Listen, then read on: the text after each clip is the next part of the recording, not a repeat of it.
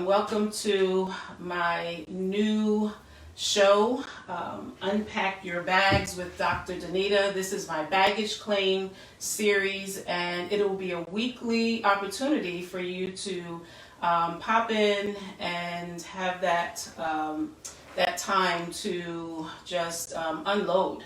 This is a passion for me, and so I do this because I do want to see people find emotional healing and wholeness. And so just before we get started, I do want to put out a disclaimer that even though there's a lot of great information that will be shared on these lives, it in no way will replace or substitute going to professional counseling and getting one-on-one therapy. And so that's just a disclaimer that I need to make. But I know that in watching these lives, you will be able to experience some life change and get some information that will absolutely help you in your life's journey. And so when I think about the topic that we're sharing tonight, and I think about all the times that we hear people say, "Oh, I'm fine," or "I just keep it moving," or "C'est la vie," whatever will be, that's life. Or, people say things like, I'll get over it, I'm just going to keep it pushing. When I think of terms like that, and if any of you have ever said any of those, made any of those comments or said those sayings, I can guarantee you that you're carrying a lot of weight. Those words to me are like 1,000 pounds each. And I recognize in my work with people that people are carrying weight and carrying baggage that they don't even know that they're carrying because they've gotten so accustomed to it. And so if those are terms that you use, I need you to know that behind every time that you say, "I just keep it pushing," or "I keep it moving," you're just suppressing something or pushing it down. And the one thing that I know is that when people continue to stuff and they continue to push down, one day it's like the kettle that explodes, or the kettle that reaches its boiling point. And so these lives are intended to help people to see that there may be things that you just don't know that you're carrying. I think that people carry bags that have stuff in it that they don't even know is in it. That could be dangerous. Nobody wants to get to an airport and have a bag with things that they don't know is in it. That can get us in a lot of trouble. And so we definitely don't want to carry around bags and we don't even know what we're carrying. And so as we go through these episodes, it's my hopes that you will become more aware of things that that are just not good for us, not good for you, and don't do you well. That's what I should say. And so we'll get started. Our series is on racial trauma, and we know that that is a hot topic right now, and it's an appropriate topic. It was an appropriate topic yesterday. It was an appropriate topic last year. It was an appropriate topic 10 years ago. It was an appropriate topic 20 years ago. And I can go back and back and back. And so we're just hoping that with our new administration that it will be addressed in a more appropriate way. And in my opinion, I feel like over the past 4 years, we as a nation have regressed, and so that pain that we are experiencing as a nation, when we listen to the goals and the endeavors of our president-elect, I heard him say that he's looking for the nation to be healed. He's looking for the soul of the nation. I think his slogan was "Battle for the Soul of America" or "Battle for the Soul of the Nation." Those are words that are near and dear to my heart, because when we talk about the soul, we're talking about the very essence of a person, the character of a person, their emotions, their mind, and so their will. And so those are things that America has been, I think, missing out on over the past, God knows how long, but over the past 4 years at least, there's been just an increase in the assault to the soul. And so this topic, racial trauma, although Black and brown people are the ones who are affected the most, it affects the whole America. Everyone is affected by racism. And so as we go through this series and these lives, we're going to talk about some really, really significant topics. And I know that so many of us are exhausted in having these conversations, but then there are also many of us that just refuse to have the conversations. And so we want to, although many are exhausted and some haven't yet begun to have the conversations, we know that it's essential. We know that it's necessary. And so that's what tonight is all about. It's just the premiere and the launching, and helping you to become more aware of what we are facing and the various topics that we're going to be discussing. As I stated, with our new administration, we don't know whether he's going to be able to, how much he's going to be able to accomplish, in the period of time that he has. But I do believe, based on what we have been experiencing and how many cultures are coming together, I do believe that we have the opportunity to head in a more positive direction. And so I try to remain positive and full of faith that we can, as a people, come together and unite. And so that's what I am looking forward to. And so it has been a long time since we have heard the words unity, and since we've heard the words harmony. It's been a long time since we've heard anything addressed as it relates to systemic racism from our leadership. And so just hearing that should be encouraging to us. And so when we talk about race and we talk about racial trauma, I just want to ask you, and you can raise your hand on the live. I just want to ask you, have you ever heard when you were growing up and in school that there was no such thing as race? I never did. No one ever told me in my studies, in my history classes, in my science classes, that there was no such thing as race. But the science, genetics, the anthropologists, the sociologists, the psychologists, all have come to the conclusion that there is no genetic basis or science basis for race. And so why is it that we didn't know that? Why is it that no one has talked about that, and it wasn't part of the definitions of anything we learned in school and in our curriculum?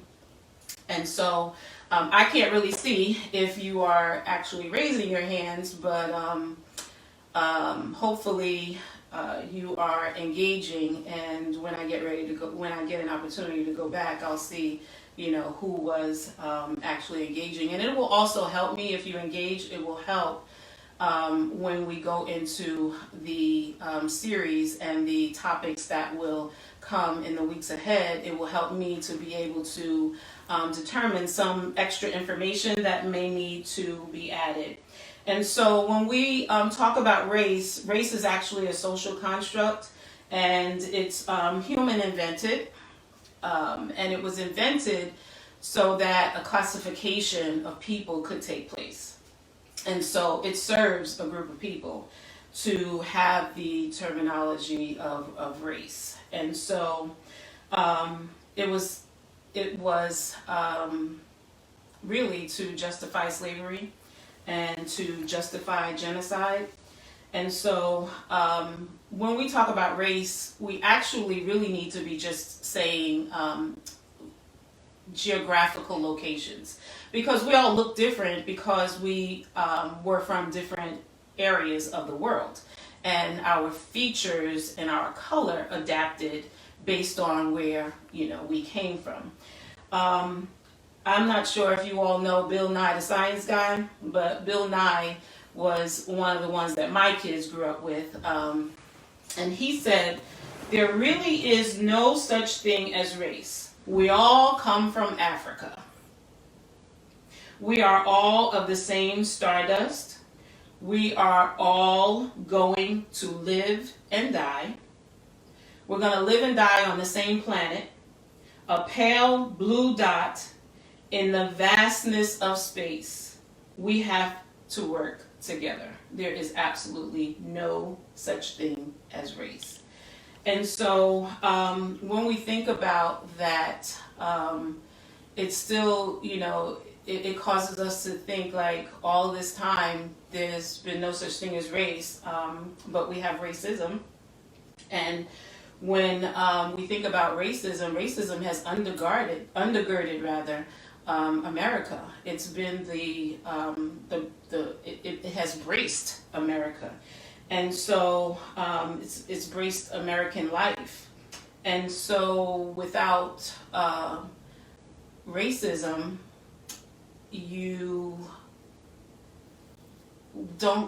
there's no opportunity to dehumanize, and then there's no opportunity for the justification of slavery. And so when you think of these words, dehumanization, disparities, marginalization, when you think of oppression, stigmas, violence, mistrust, when you think of inadequate access, systemic racism, financial hardship, human loss, police brutality, inequality, when you think of all of these words, what do you think the psychological ramifications would be, just of the thought of all of these terms and words that permeate and prevail in our country? I would think that it would breed sadness. I would think that there would be some low self-worth that comes out of that. I would think anxiety, depression. I would think hypervigilance, suicide ideation, anger, rage. All of these are mental health issues that are connected to racism, to racial trauma, and they absolutely have to be addressed. And I do believe that many people don't even know the extent to which their mental dis-ease and their unhealthy mindsets and unhealthy behaviors, I'm convinced that many people do not know that it can be traced back to racism and the effects of racism, because so many of us have made the decision that we're just going to push on and keep it moving. We don't have those critical conversations. We don't have the conversations in our workplace. We don't sit around the table at lunch and talk to anybody. We hear things and we kind of like tuck it away and we keep it moving.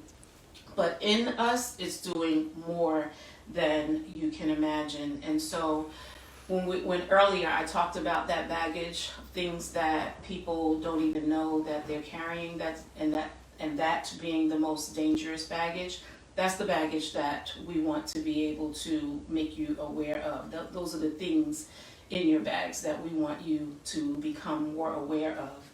And so when we talk about trauma, a lot of people think about trauma just being at battle or at war. And when people come home from being at battle, they experience post-traumatic stress. And so, but that's not the extent of trauma. Trauma is, it doesn't just happen on a battlefield. Trauma is any damage that is done to your soul, any soul wound that you struggle to be able to move beyond, or you reached your capacity to be able to contain it. So when we talk about trauma tonight, we're talking about all of the times that we watched on the news. We call that vicarious trauma. It may not have happened to us directly, but indirectly we have experienced over and over again, because we can identify with the people that look like us, and the atrocities that have taken place as we view over and over and over, and then go back to it over and over and over, and then the news plays it over and over and over. That's traumatic. It becomes a soul wound even if you didn't physically experience it. And so we can have direct trauma, we can have vicarious trauma, and we can also have transmitted trauma. And we're going to talk about that in one of our lives down the road. We're going to talk about the concept of epigenetics, where it is not necessarily passed through your genes, but passed through culturally, or passed on to you based on environment. And so we are going to highlight that in one of our lives. Our lives are going to be filled with experiences of other people. We're going to have guests that will appear on the lives, and I'm excited about that. Professionals, we're going to hear from people's lived experiences. I'll even bring my family on. I realized that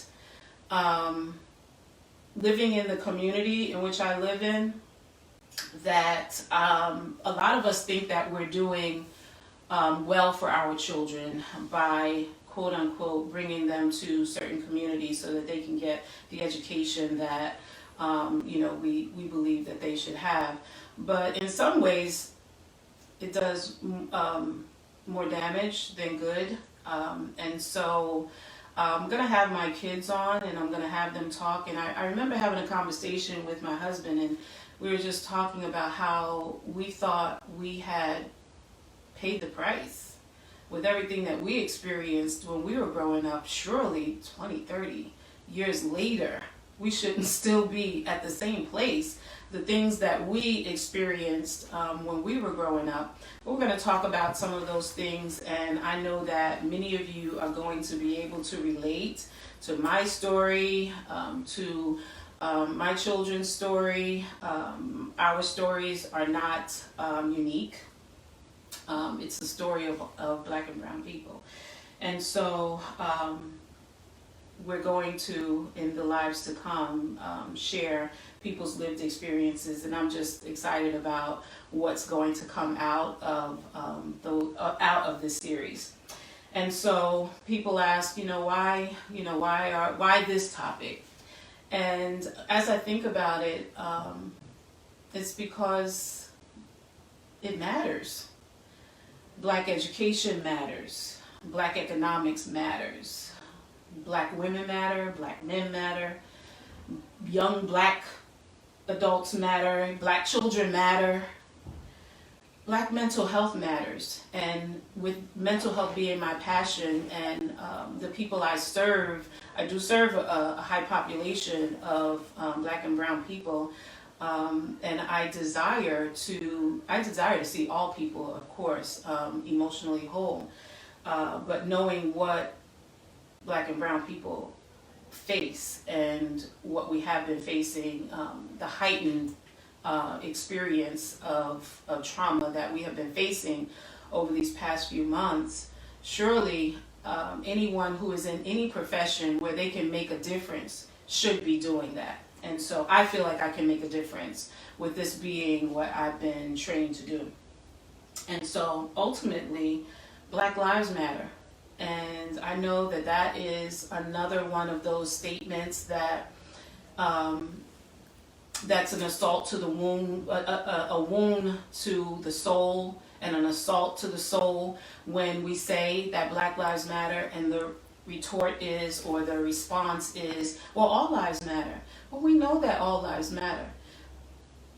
But at this point in time, at this point in our history, and at this point in what Black and brown people are experiencing, we need to highlight that our lives matter, because we're being treated as if it doesn't. And I was talking to one of my sons, and he was sharing that he said it's like saying to the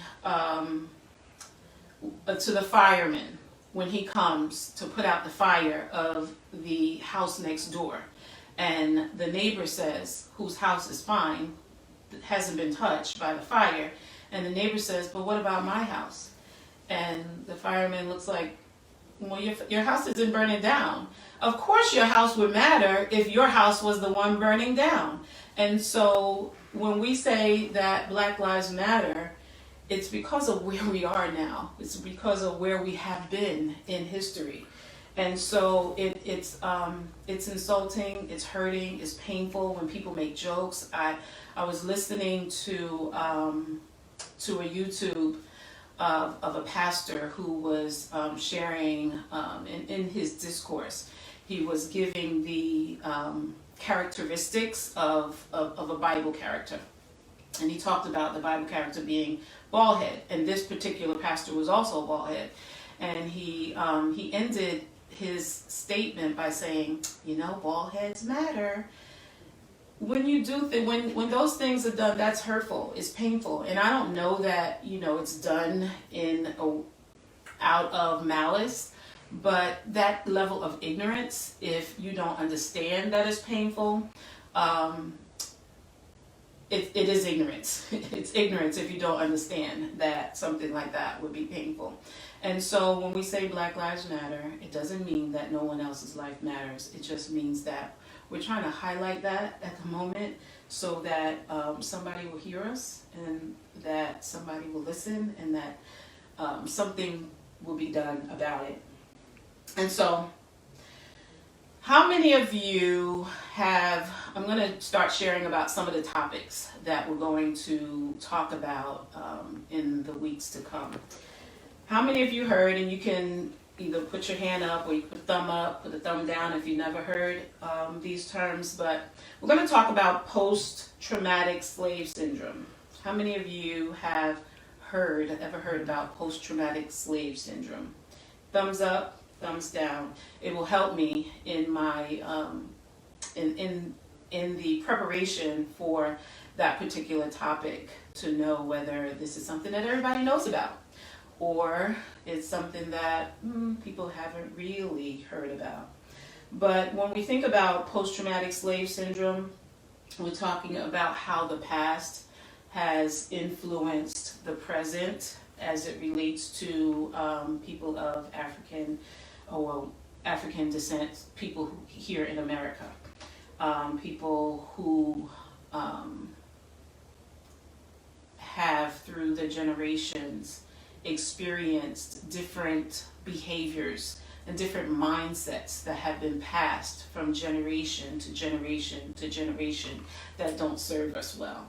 And so when we get to that particular topic, we're going to talk about what that means. We're going to unpack some of those thoughts and mindsets and behaviors that people still carry today, that really need to be taken out of the suitcase and not put back in. There's another term. Let me know if you've heard this one. This term was coined in the 1960s, and it is psychoneurosis. Has anybody heard that term? Psychoneurosis.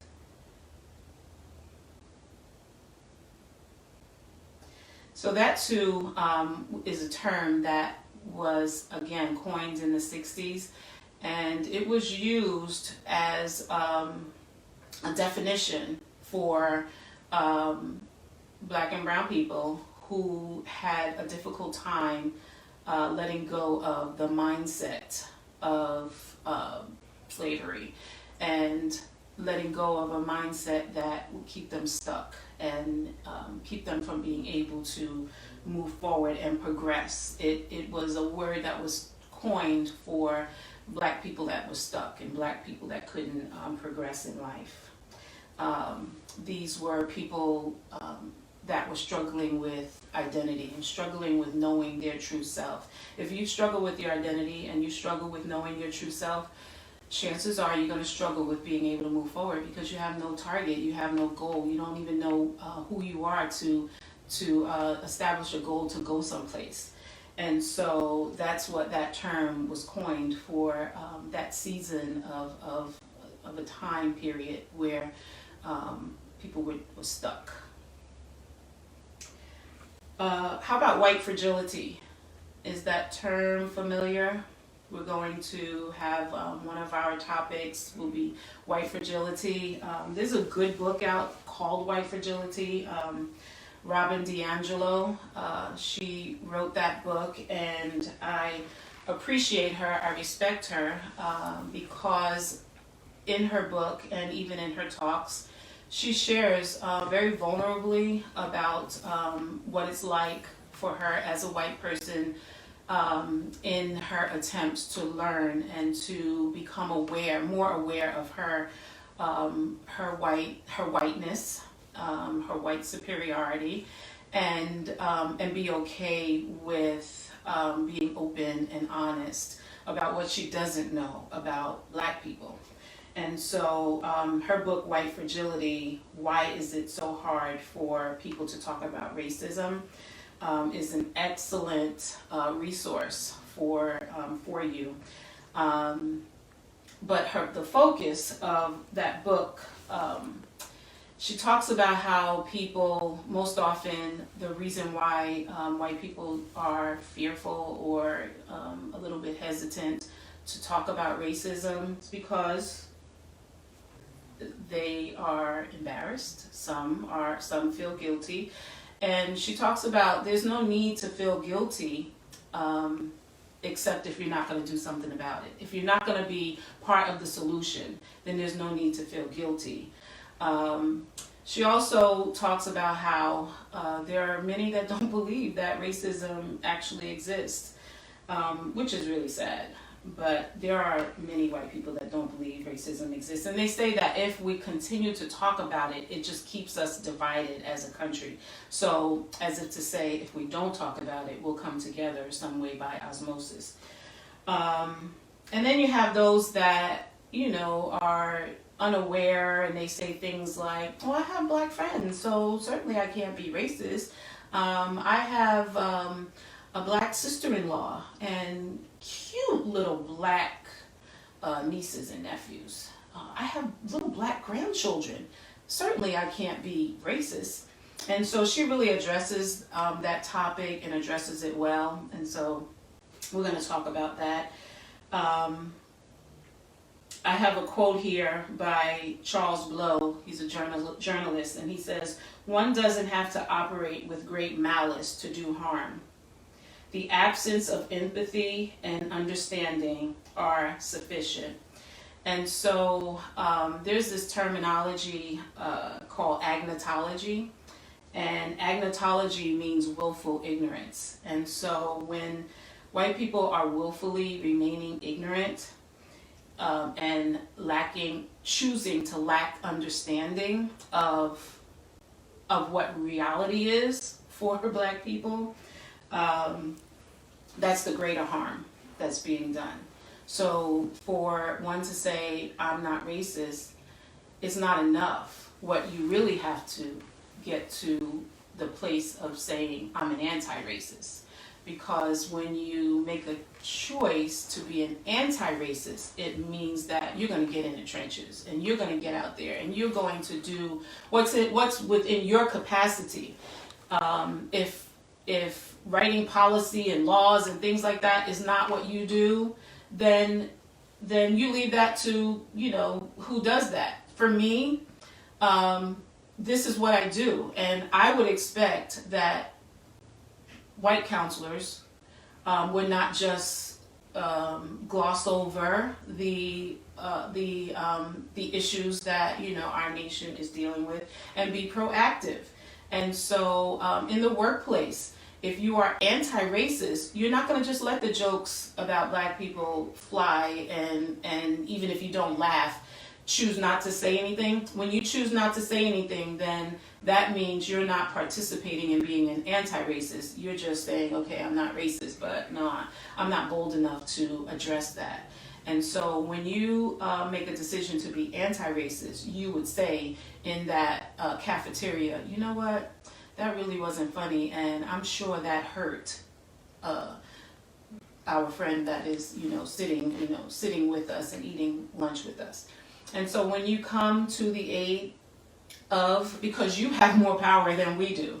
If I am sitting in the cafeteria with 3 white people sitting at the table and one makes a joke, even if the comment is unbeknownst to them as racist, if I address it, it could come off like, oh, you're just so, you're so extra, or the angry black woman, or everything doesn't have to be about race. But if another white person addresses it, it has more of an impact. And so that's what being an anti-racist is. And that's one of our lives as well. That's one of our topics that we're going to address. We're going to talk about being a father,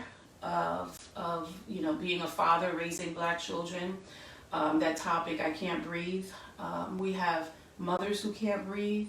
We have aunts and uncles and grandparents and fathers who can't breathe because they're filled with anxiety and filled with fear, wondering if my child who is about to leave the house, whether they're going to have their breath taken from them. And so the I can't breathe is a topic that can also bring some triggers. If any of these topics bring triggers to any of you, I would suggest that you take a step away.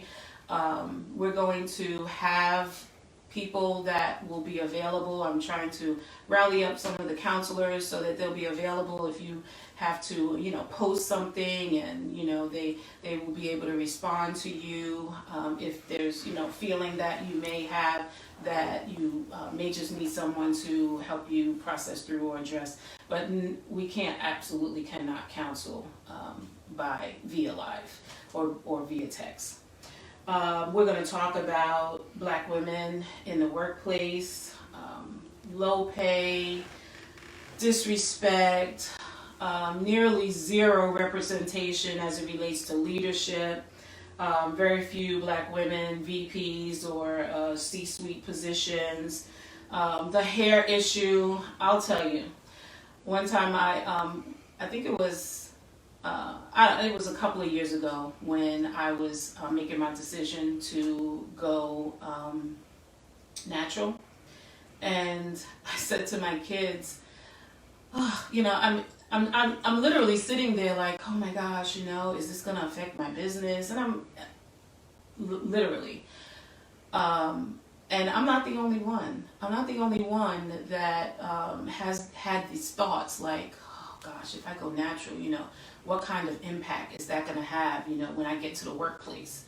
And so my kids, they said to me, Mom, are you kidding me? You have arrived. Like, you have your whole counseling practice where people are coming. But let me tell you something. And this is a confession. When we were talking about that around the table, and they said, Mom, you have arrived. And I was sharing this with a person that was interviewing me in her counseling program. She had to interview someone who was in the profession, who had an agency or counseling practice. And I was sharing this with her. And when my kids said, Mom, you have arrived, what they really meant was, Mom, you have white people that come to your establishment, and they come every day. And I thought about whether I was going to actually share this, but I want to really share my truth. And as I thought about that, I thought, how sad is that as a people, that's what, and I know I'm not the only one, that's the definition of arrived, because it's so rare that we can celebrate it. And internally, we have held on to so many thoughts, and I just thought to myself, wow, that's what we mean when we say we have arrived. And when I said that to this white woman, I said, when you go into an establishment where there's a white owner, they don't have to be concerned about who is frequenting or who is patronizing their establishment. But that's what we as black people experience. We have to, support black establishment, support black. But white people don't have to do that. And so these are just some things that even as I had started preparing for these lives, I just started to have my own time of reflection. And it's something that we don't do often. We don't just sit and think and be with our own thoughts about who we are, about where we came from, about what we think about life and what we think about success, and just all of these things as a people of color.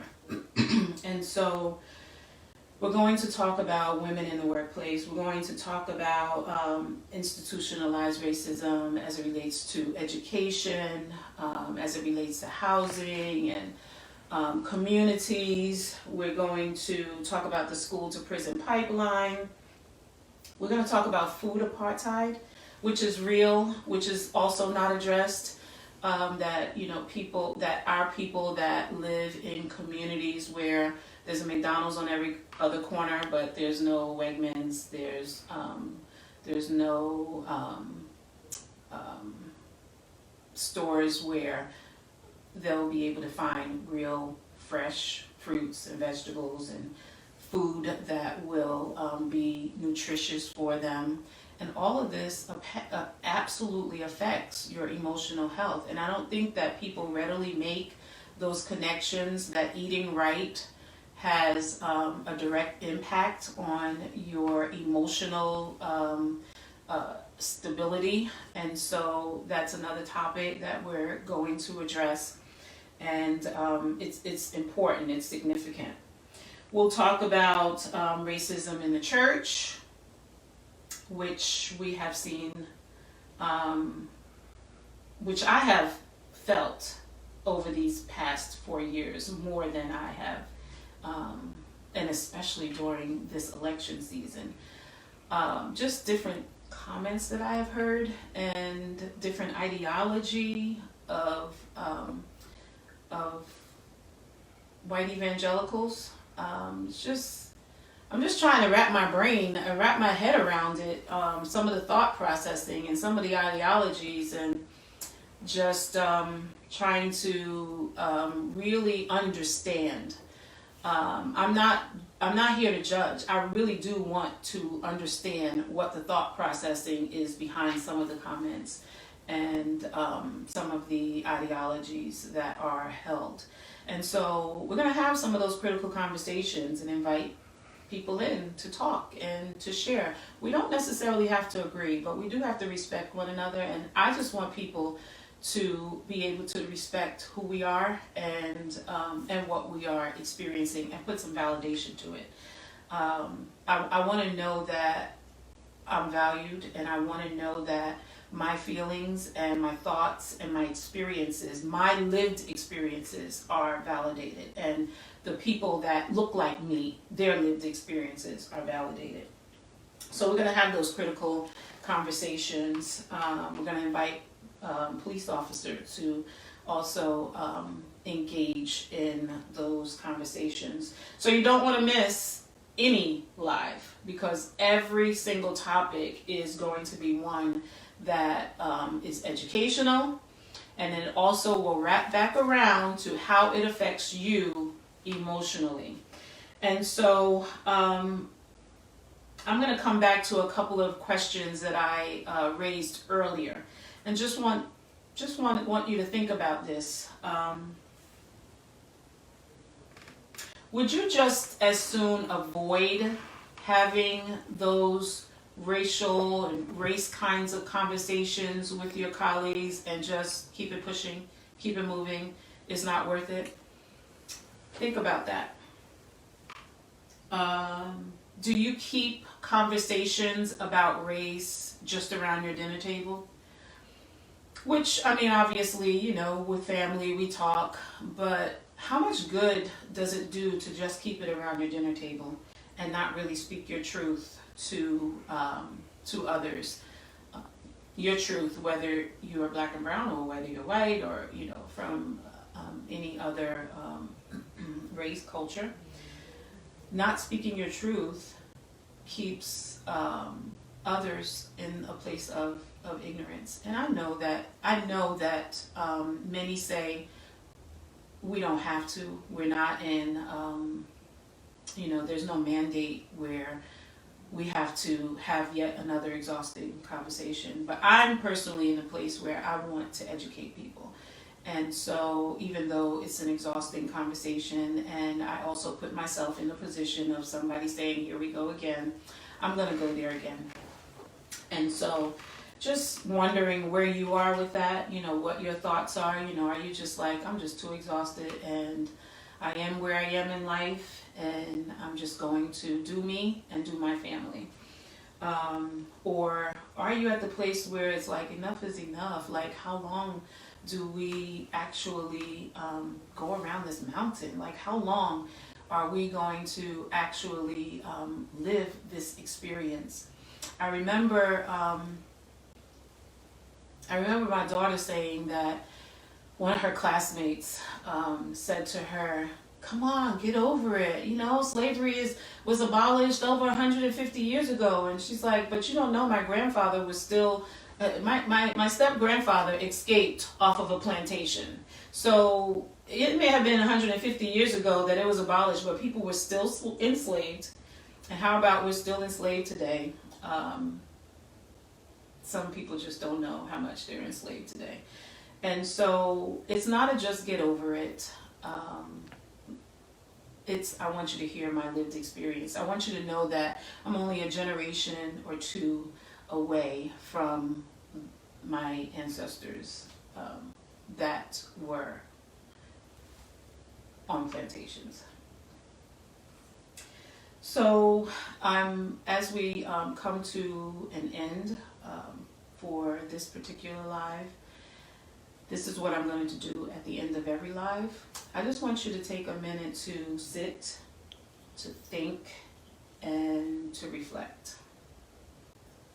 This is something that we do in the field, and I think that in the counseling field, I think that enough people don't sit with their thoughts, they don't think, and they don't reflect. If it's just sitting and thinking, reflecting about your day, sitting, thinking, and reflecting about life, and not to ask all of the why questions. Why didn't this happen? And why am I here? Why not for that reason, because that can have you spiral someplace and take you to an unhealthy place. But more of the what questions. Sit, think, and reflect. You know, the what, the who questions. You know, who am I? Who am I really? Even sitting and thinking about these lives, you know, what information did I get that I can actually utilize that will be helpful for me? Why do I matter? You know, I don't think that we just sit with ourselves and think and reflect. So I'm going to encourage you after each live. What matters most to me? Who am I? Why do I matter? What's the most important thing in life? What did I get out of this live? And take it, and as you're sitting and thinking and reflecting, if there's anything that you need to apply differently, then begin applying it. Any mindset that needs to be changed. We'll talk about changing mindsets and managing your mind and managing the way you think, and just different. I'll just drop different nuggets as we go along to give you some of those skills that are needed to make the necessary changes so that you will be able to experience life wholly. There are way too many people who are walking around experiencing a portion of life and they don't even know that they have yet to reach wholeness in life. And so that's my desire for you. And again, I'm very excited about this series, and I look forward to spending the next 13 weeks with you, with all of our guests, with the speakers that we have that will be sharing their professional experience, their lived experiences. So if you are watching live or if you're watching on watching a replay, I really appreciate and thank you so much for joining me tonight, my premiere show, Baggage Claim, and look forward to you every week to unpack your bags with Dr. Danita.